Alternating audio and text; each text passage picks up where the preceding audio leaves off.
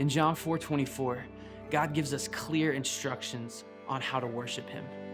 It reads, "God is spirit, and those who worship him must worship in spirit and in truth."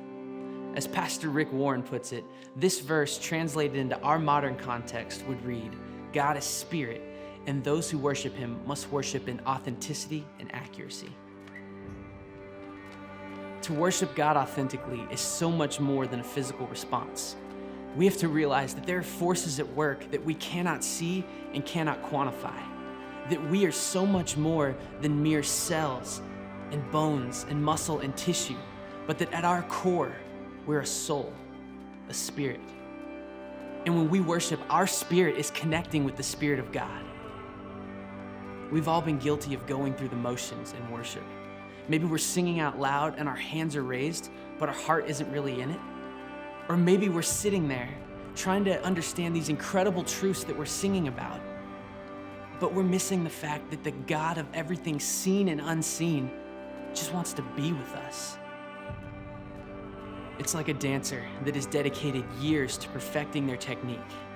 Every day they come in and they put in the work to get better and better. For years, they've meticulously studied every step and refined it to near perfection. And when they dance, it's precise, deliberate. Every step is on beat. Every move leads directly to the next. Technically, it's flawless. But it's missing something, because dance is art, and art is not about perfection. It's about expression. It's in the unrehearsed moments where a dancer gets so immersed in what they are doing that things change. Maybe it's when they fall slightly behind the beat and then quickly adjust their pace to catch up with a few effortless steps.